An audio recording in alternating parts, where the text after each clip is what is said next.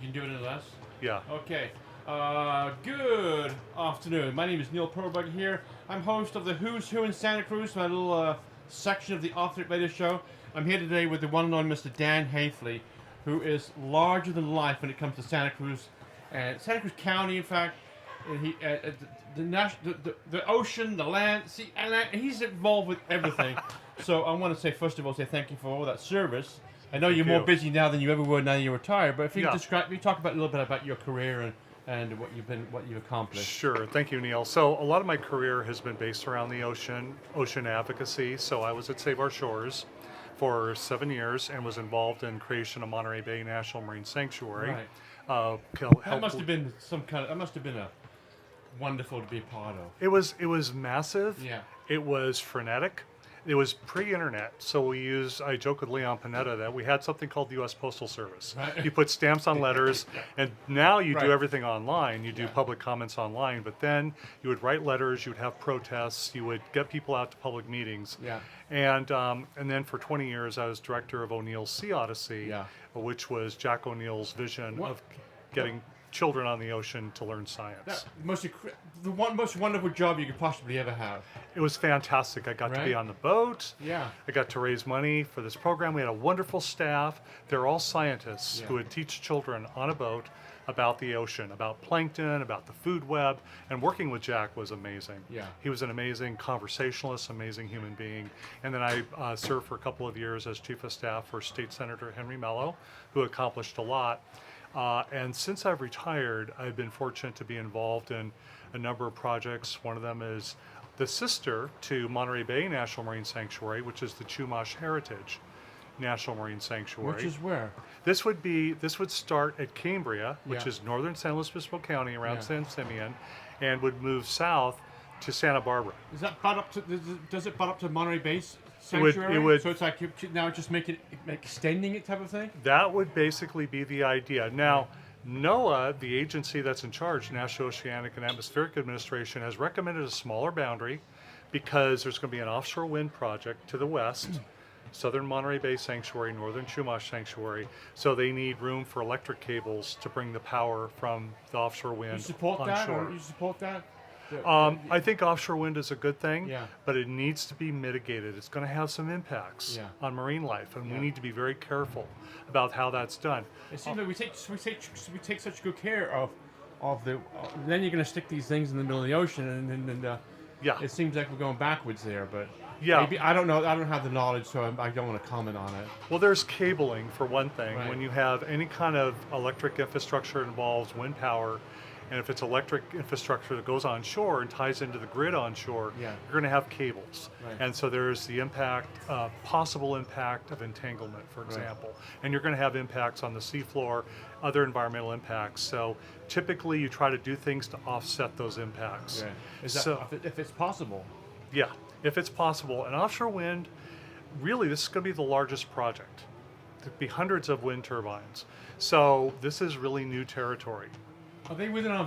We have a beautiful view now. We come over the Highway 17. We have this. Wait a minute. In Santa Cruz, we have the most beautiful view. Is that going to be affected by? So this would start in the far south of Big Sur. Okay. And then north, and it would head south. So Big Sur would be at its north. Head south to an area just above Morro Bay. Okay. It would be a little bit offshore, so you could maybe see them if you're on top of a mountain. Okay. But I think the real impacts will be possibly environmental. Right. The Biden administration has been very clear that offshore wind is a priority. So getting back to the sanctuary, the original proposal would have started at the southern boundary of Monterey Bay Sanctuary and moved south to Santa Barbara.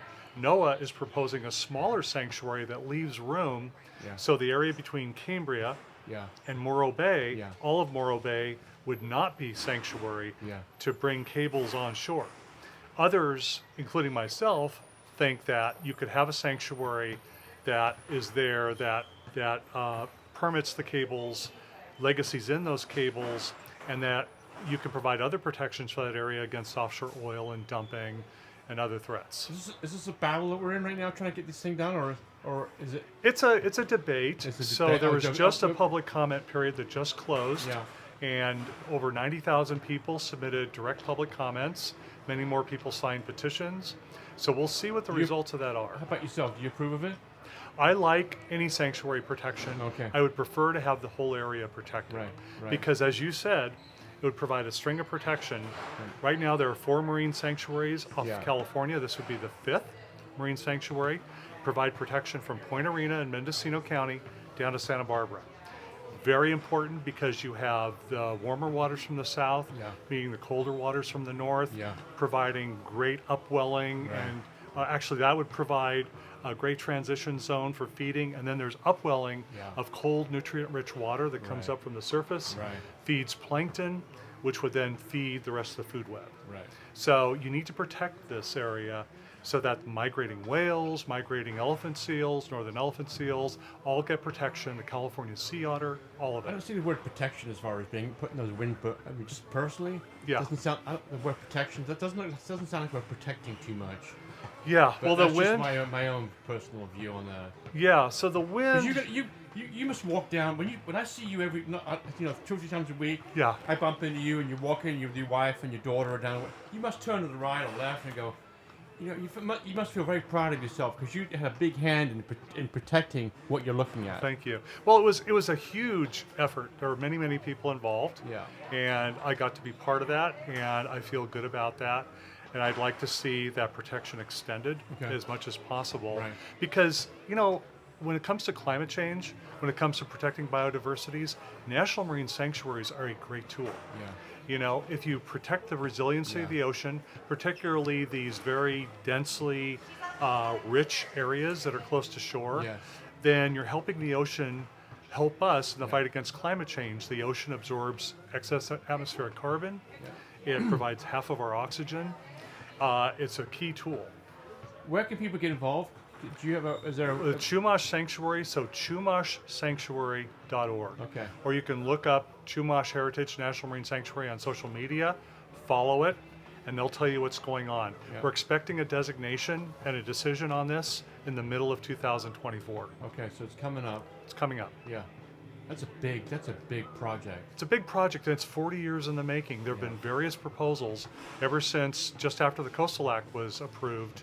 1980s, 1990s, many proposals. Finally, Chief Harvey Collins of the Northern Chumash Tribal Council proposed in 2015 this area for protection. Wow. So this, we hope, will see fruition and provide protection. Thank you, Dan. Thanks for your work in doing that. Thank you. Thanks for the work that you've done and still doing, even though you're retired. You're still busy. Well, it's And fun. you look great, by the way. It's fun. Thank you. look So great. do you. Yeah, thanks a lot. Thanks for doing the video. That was another version of another Who's Who in Santa Cruz, episode number 8, with the one and only Mr. Dan Haifley. Thank you so much, sir. Thank you, sir.